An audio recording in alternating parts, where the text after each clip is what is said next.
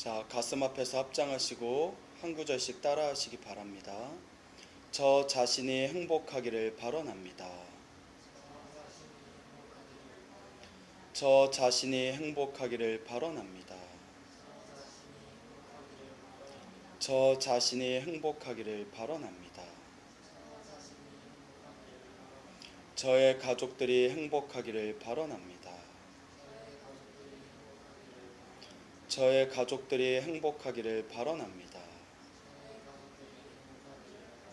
저의 가족들이 행복하기를 발언합니다. 저와 친한 이들이 행복하기를 발언합니다. 저와 친한 이들이 행복하기를 발언합니다. 저와 친한 이들이 행복하기를 발언합니다. 저를 괴롭힌 사람들이 행복하기를 발언합니다. 저를 괴롭힌 사람들이 행복하기를 발언합니다. 저를 괴롭힌 사람들이 행복하기를 발언합니다. 친하거나 원수거나 할 것 없이 모든 중생이 다 함께 행복하여지이다. 성불하여지이다. 나무 마하바냐 바람이. 예, 목과 어깨를 편안히 풀어주시기 바랍니다. 그래, 만나서 반가워요. 쑥스럽다. 그래요. 예. 그 주간반에 사람이 좀 생각보다 적게 와서 야간반에 좀 다 올려나 보다 했는데 그래요. 이렇게 또 와주셔서 너무 고마워요. 예. 자, 이제 우리 두 명의 젊은 그 앞에 계시는 불자분들은 이제 금강경 이제 처음 공부하시는 거죠. 그래서 이제 제 금강경의 법문의 어떤 주제라고 할 만한 게 이제 알기 쉽게거든요. 알기 쉽게. 그러니까 최대한 알기 쉽게 우리가 공부하는 것을 목표로 삼기 때문에 이 금강경을 그냥 편안한 마음으로 그냥 따라오시면 됩니다. 알겠죠? 그 금강경이 너무나 심오한 경전이다 너무나 심오한 경전이고 또 한국 불교에서 굉장히 신비화된 경향이 있어서 뭐 금강경 하면 굉장히 어렵게 생각하는 경우가 많은데 부처님의 가르침은 어떻게 보면 굉장히 합리적이고 그리고 누구나 알아듣기 쉬운 가르침이 바로 부처님의 가르침이라고 생각이 됩니다. 그러니까 그냥 편안한 마음으로 일단 금강경은 어려울 것이다 라는 그런 이제 고정관념을 좀 버리시고 그냥 편안하게 따라오시면 돼요. 알겠죠? 자, 그리고 이제 금강경 이 법문이 이제 또 불자들을 위한 공개 법문이기 때문에 이게 언제 끝날지 잘 모르겠어요. 그냥 1시간 정도씩 금강경 법문을 하면서 뭐 10주가 걸릴 수도 있고 20주가 걸릴 수도 있고 그렇지만 이제 또 금강경을 이제 다 우리가 완독하는 그날까지 우리가 한번 체계적으로 한번 공부를 해 보도록 하겠습니다. 자, 금강경, 금강파냐 바람일경의 준말이 되겠죠. 그렇죠? 자, 이제 우리가 금강경에 대해서 일단 살펴보기 전에 오늘은 금강경 본문에 들어가는 대신 금강경이 일단 전체적인 개괄, 금강경에 들어가기 전에 여러분들이 기본적으로 알아야 될 사항에 대해서 말씀을 드릴게요. 우리 보살님은 나한테 금강경 2번 들었잖아요. 더 들을 게 있나? 아, 참 우리나라 불자가 보살님 같으면 얼마나 좋을까? 네. 네, 그래요. 자, 그래서 이제 금강경에 대해서 우리가 간단히 일단 살펴보기 전에 여러분들 우리가 그것을 알아야 됩니다. 우리 부처님의 경전을 보면 부처님께서 이런 말씀을 하셨어요. 자, 모든 중생에게 재산이라는 게 있다. 여러분 재산 있어요, 없어요? 재산 있죠? 부동산 있어요? 없어요? 집에서 물려준 거 없어요? 뭐 하다못해 통장에 캐시는 있을 거 아니에요. 그렇죠? 자, 각자의 재산이라는 게 있는데 이 재산은 가져갈 수 있다 없다. 죽은 뒤에.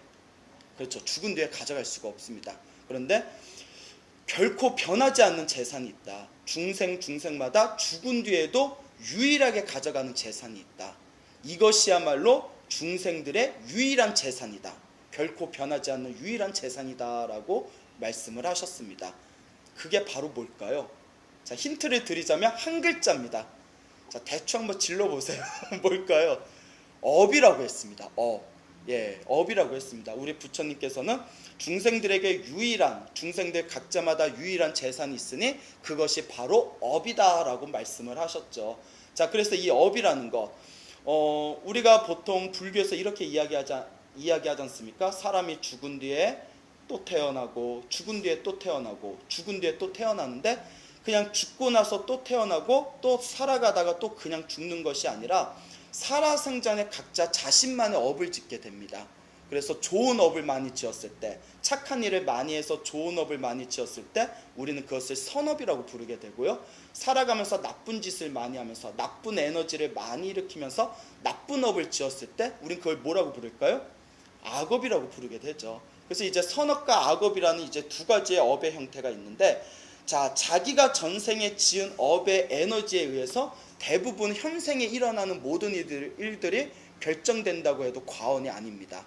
그래서 선업의 힘이 강한 사람들은 살아가면서 항상 행복하고 편안한 일들만 생기고, 전생에 악업의 힘이 강한 사람들은 살아가면서 아무리 열심히 노력해도 자꾸 안 좋은 일이 생긴다거나 자꾸 좋지 못한 여러 가지 상황들이 펼쳐지게 된다고 합니다. 즉, 내가 이번 생에 살아가는 내 현재의 행복한 모습 혹은 불행한 모습을 결정짓는 가장 중요한 요점이 바로 업이라는 겁니다.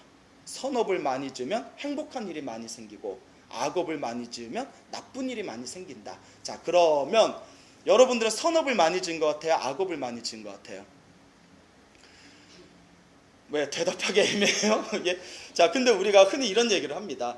우리가 흔히 잘 먹고 잘 사는 사람들 보고 뭐 좋은 회사 다니고 뭐 좋은 남편 좋은 아내 만나고 좋은 가정 꾸미고, 그리고 뭐 살아가면서 그냥 평탄하게 잘 먹고 잘 사는 사람들을 보고 우리가 참 복이 많은 사람이다 라는 말을 씁니다. 그렇죠. 참 복이 많은 사람이다. 그런데 수행을 열심히 하고 아주 그 수행에 대한 열정을 가지고 불법을 열심히 공부하는 사람 보고는 우리가 복이 많은 사람이다 라는 표현보다는 무슨 표현을 쓸까요?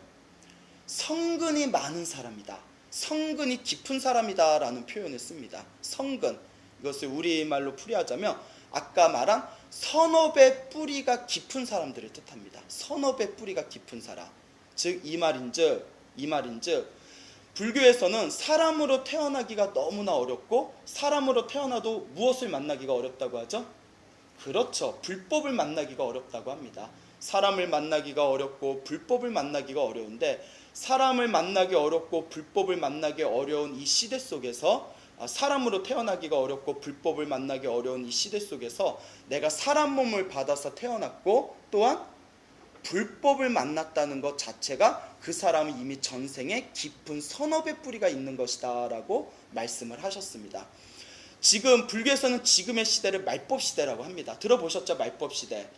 이제 말법 시대가 무슨 뜻인고 하니, 사람들의 마음이 혼탁해지는 시대고, 중생들이 살고 있는 이 시대가 혼탁해지는 시대고, 그리고 중생들이 살아가면서 부처님에 대한 불심이 점점 약해지고 있는 시대를 말법 시대라고 합니다. 그래서 이런 시대에 부처님의 가르침을 만나서 부처님의 법을 공부하겠다는 마음을 일으키는 것 자체가 굉장히 어려운 일이라고 하죠. 예를 들어서 이 세상에 얼마나 많은 사람들이 있습니까? 그런데 유명 연예인이 나타난다거나, 혹은 막 팬티가 보일락말락하는 걸그룹이 막 나와가지고 나 좀 한번 쳐다봐 하는 그런 노래를 부르면 애들이 우르르 몰려가지 않습니까? 그렇죠. 막 수천 명, 수만 명이 거기에 몰려가지 않습니까? 근데 우리 소중한 부처님의 법문, 금강경을 법문하겠습니다, 부처님의 소중한 가르침을 전하겠습니다 하면 몇 명이나 올까요? 그러니까 많이 안 오죠, 생각보다. 이게 바로 말법 시대의 증거라고 합니다. 사람들이 진리에 대한 마음이 점점 약해지고 외부적인 욕망으로서의 자극을 끊임없이 일으키는 그런 외부적인 어떠한 상황에 대해서만 자꾸 마음에 끌리는 것이 바로 말법 시대의 증거라는 거죠. 그래서 여러분들한테 드리고 싶은 말은, 모르겠어요. 여러분들이 오늘 이제 법문 듣고 다음 주에 법문 듣고 과연 이 금강경을 끝까지 마칠 때까지 꾸준히 나올지 안 나올지는 저도 장담을 못 하겠어요. 예, 장담을 못 하겠는데, 예. 그렇지만 이건 꼭 말씀드리고 싶습니다. 적어도 부처님의 말씀에 입각해서 경전의 입장에서 우리가 바라봤을 때 적어도 이 금강경이라는 최상승의 법문, 이 금강경이라는 경전, 부처님의 법문을 한번 공부하겠다 마음을 내고 이 자리에 모여서 우리가 이렇게 부처님의 가르침을 공부한다는 것 자체가 굉장히 전생에 복을 많이 지은 성근이 깊은 사람이라는 증거라고 합니다. 여러분도 어때요? 스스로 가만히 생각해보면 맞아, 내가 사람의 몸을 받고 불법을 만나고 내가 지금 이렇게 금강경을 공부하는 것은 역시 내가 전생에 성근을 많이 지은, 선업을 많이 지은 증거야 라는 게 느껴집니까? 느껴져요? 야, 옛날에 보살님 보는 것 같다. 느껴진다네. 예? 그래요. 그 이제 팍팍 느끼면서 그 마지막 강의까지 한번 수료해 보시길 바랍니다. 알겠죠? 뭐 똘망똘망 눈빛으로 네 하는 거 보니까 놀랍네. 놀라워요. 그래요. 자, 그래서 이제 금강경. 자, 이제 금강경이라는 것이 우리가 금강경을 공부하다 보면 이제 또 이 금강경에 금강경에 이렇게 깊은 뜻이 숨겨져 있구나라는 것을 이제 새록새록 느끼게 되겠지만 정말 금강경은 굉장히 심오한 가르침이 담겨져 있습니다. 심오한 가르침이 담겨져 있고 심오하면서 내 마음의 고정관념만 내려놓으면 그렇게 어려운 게 아니에요. 근데 왜 금강경을 자꾸 어렵게 생각하냐면 왜 어렵게 생각하는지 나한테 이제 금강경 본문 많이 들어서 아시죠? 기존의 중생으로서 살고 있는 세강경과 고정관념을 갖고 금강경을 바라보기 때문에 어렵게 느껴지는 거예요. 금강경은 부처님께서 깨달으신 내용을 부처님의 깨달음의 입장에서 설해 놓은 것인데 깨닫지 못한 중생 입장에서 자꾸 금강경을 이리 뒤집고 저리 뒤집다 보니까 금강경이 너무 어렵게 느껴지는 거예요. 금강경을 어떻게 봐야 쉽게 느껴지냐? 그냥 있는 그대로 보려고 노력하면 돼요. 금강경에 나와 있는 구절, 여러분 한글 다 읽을 줄 아시죠? 한글 읽을 줄 아시죠? 영어 잘해요? 그래요. 예, 다행히 영어 쓸 일은 없어요. 우리가 다행이다. 우리 금강경에 이제 한글로 번역이 돼 있지 않습니까? 한글로 번역된 금강경의 구절을 찬찬히 바라보면서 그냥 있는 그대로 보려고 노력하면 금강경의 뜻이 새록새록 우리들 가슴에 찬찬히 깊이 이제 새겨지게 될 겁니다. 자, 금강경 본문에 들어가기에 앞서 간단히 이제 금강경에 대한 우리가 기본적으로 알아야 할 전제 지식이 무엇인고 하면 이제 경에 대해서 부처님의 말씀을 모아놓은 이 경이라는 것에 대해서 간단하게 조금 우리가 짚어보고 그리고 이제 금강경 본문으로 들어가야 여러분들이 조금 더 앞으로 우리가 수업을 진행하고 또 우리가 앞으로 공부를 하는데 여러분들이 조금 더 도움이 될 것입니다. 자, 우리 부처님께서 한평생 깨달음을 얻으시고 끊임없이 법문을 하셨습니다. 모든 중생을 제도하고자 하는 원력으로서 끊임없이 우리 중생들에게 법을 설하셨는데 자, 그러면 질문 한번 던져볼까요? 부처님이 몇 살에 출가하셨죠? 예, 이게 뭡니까? 이게 뭡니까? 이건 아니죠. 예, 보살님, 부처님이 몇 살에 출가하셨어요? 28? 29살이어야 되지 않을까? 28, 그래 28, 29 그래 한 끗 차이니까 뭐 만으로 따지나 안 따지나 그 차이일 것 같아요. 자, 그러면 부처님께서 아까 30 하다가 우물쭈물 했는데 부처님께서 몇 살에 깨달음을 얻으시죠? 30. 자, 부처님이 몇 년 고행을 하셨죠? 6년 고행. 근데 아까 몇 살에 출가했다고 했어요? 29. 그럼 몇 살에 깨달으면? 그렇죠. 이토록 가장 기본적인 것을 우리가 놓치고 가장 기초적인 우리의 불교의 상식을 놓쳐버리고 이토록 심오한 금강경을 배우겠다고 마음을 일으킨 여러분들이야말로 진정한 히어로입니다. 예, 아주 멋있어요. 예, 아주 좋아요. 자, 이거 확실히 알아둬야죠. 부처님이 몇 살에 태어나셨어요? 왜 웃어? 부처님이 몇 살에 태어나셨죠? 예? 너무 어이가 없어서? 예? 자, 부처님께서는 예? 태어났을 때 우리 나이로 1살이 되시죠? 내가 말해놓고 이거 큰일 났다. 이거 지금 녹화하고 있는데 나 이거 먹다 뿜을 것 같아. 나무아미타불 마음을 좀 진정시키고 예, 재밌죠? 예, 수업은 이렇게 재밌게 해야 돼요. 자, 그런데 내가 사람이 너무 적게 와서 지금 충격받아가지고 내가 지금 이게 공짜로 하는 법문이라서 사람이 더 하는 것 같아. 이게 동천금을 받았을 때는 좀 오는데 그렇죠 보살님. 자 하여튼 이거 편집되나? 자 이제 부처님께서 29살에 이제 출가를 하시고 6년 고행을 하신 뒤에 보리수 나무 아래에서 깨달음을 얻으신 게 35입니다. 그렇죠. 그러면 이제 또 물어보면 당황해 하실까봐 그냥 제가 대답할게요. 80살에 세상을 떠나십니다. 80살에 열반에 드시게 되는데 그 몇 년 동안 설법을 하시죠? 45년 설법을 하십니다.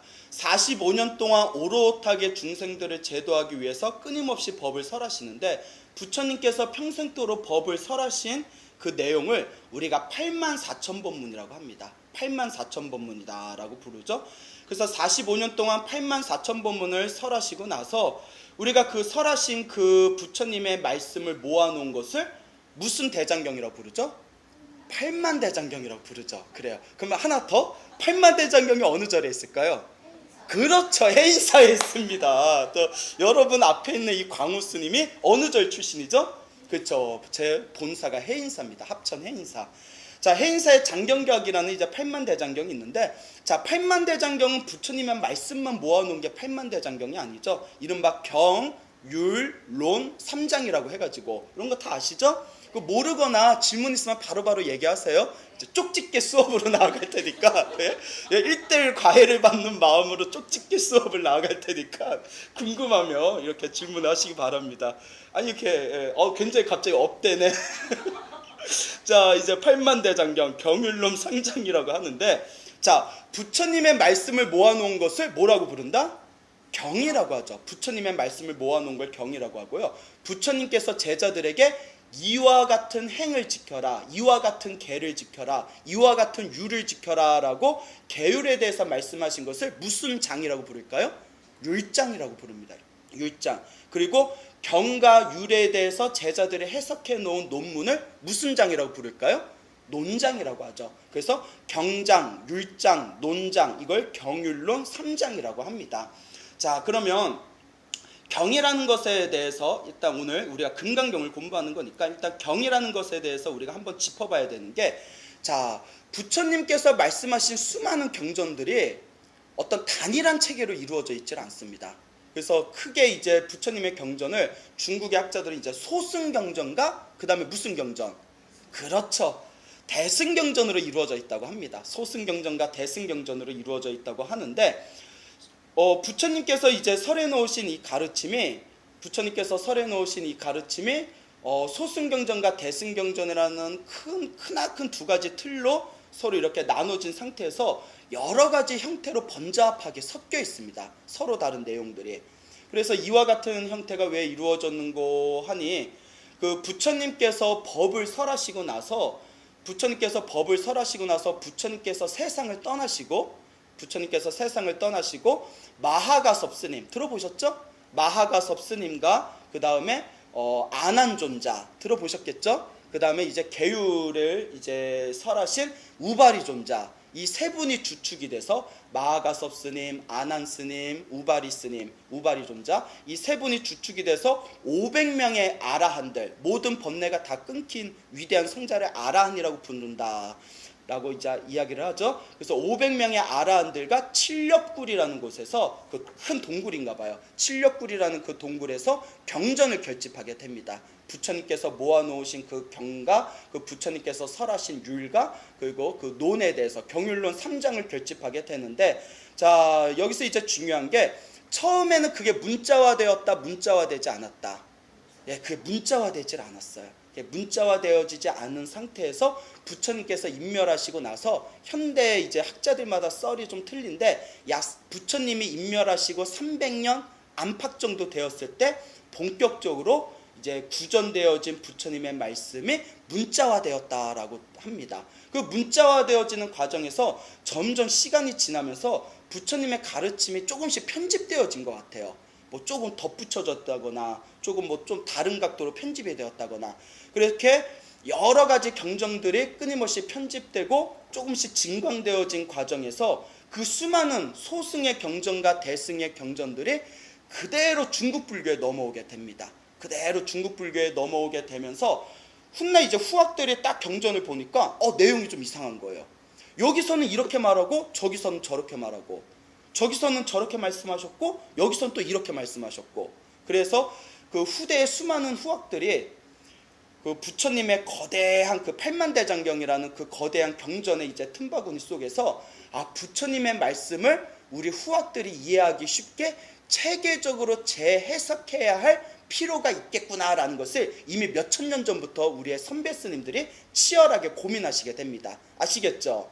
자, 그렇게 이제 고민을 하시면서 이제 우리 한국 불교가 아무래도 중국 불교의 영향을 받았지 않습니까? 그래서 이제 중국 불교적인 이제 관점에서 봤을 때 이제 우리 불교의 경전이라는 것을 이제 하나하나 재해석하는 과정에서 그 수많은 경전을 체계화시키면서 이 중국 불교권에서 여러 가지 경전을 해석하고 체계화시키는 여러 가지 방법론이 나왔는데, 그 중에 가장 유명한 게 바로 천태종의 천태오시라는 경전을 해석하는 교판이 생기게 됩니다. 교판, 교학을 이렇게 분별하는 방법이다 해서 교판이라고 불러요.